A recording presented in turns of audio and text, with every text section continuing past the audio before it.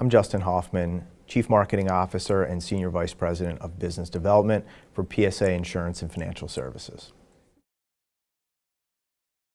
So one of the elements that I'm most excited about in digital marketing right now is real-time personalization. We're right in the process of overhauling our website, and RTP can allow you to make your site look different depending on who's viewing it.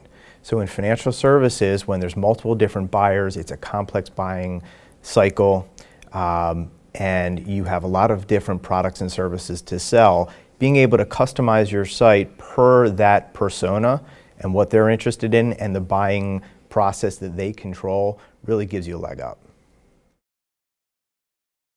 One of the challenges I think marketers are facing in financial services and beyond is around content, right? So years ago, if you figured out content marketing, thought leadership marketing was the way to go, and you were doing it, you were getting good results, right? Because the space wasn't that crowded. Well, flash forward a few years and everybody's creating content. So it's just becoming that much harder to be able to stand out, to be recognizable, to be the content that people choose to consume, because simply the volume that's out there right now is a multiple of what it was just a few years ago. One of the things that I think is really important for marketers when they're thinking about how to stay relevant from a content standpoint, this is kind of obvious, but it's never been more important to be really creative and to really focus on solving problems that your clients and prospects have. So my advice to a marketer that's looking to further invest or more deeply invest in digital marketing tools is to really get focused on how does this tool help you solve problems in your business, right? And that really takes lots of conversations with unit heads, with the people that are responsible for driving the business forward. There's lots of great tools out there, and it's easy to kind of fall for what I call tool seduction, right? There's a lot of snazzy, flashy stuff that's out there, and it's easy to just get enamored with the capability of the tools. But you need to really check yourself and ask, what business problem does this solve? What does today's business state look like? And what's the future state that we're going to be in if we choose to adopt this tool? And is the benefit justifiable from a business perspective?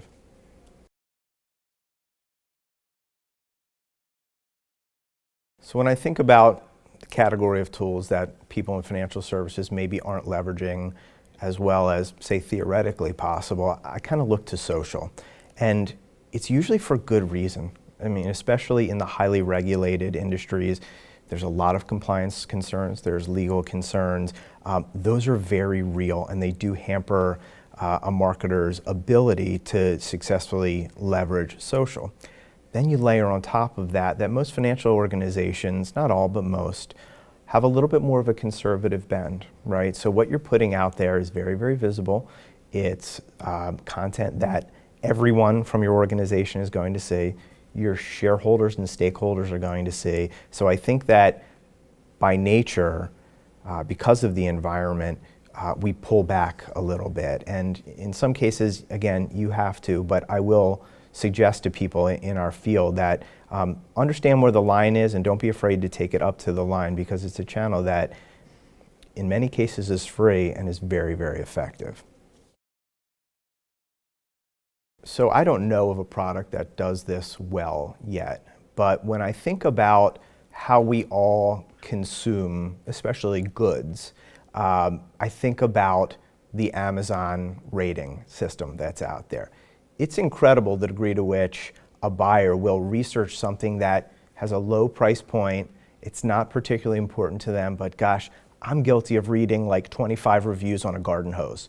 Okay, so we've been trained to do that. It's social proof that I'm making a good decision, and I have to imagine that at some point there is going to be an authoritative source that is going to emerge where existing consumers can rate products and services of financial services industries.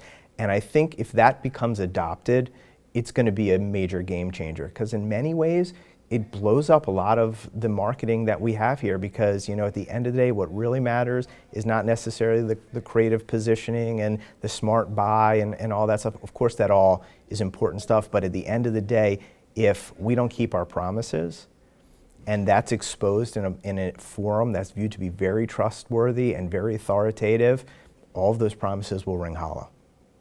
I was going to say that I don't think someone's going to make the choice to go with a bank because of what they read on Yelp.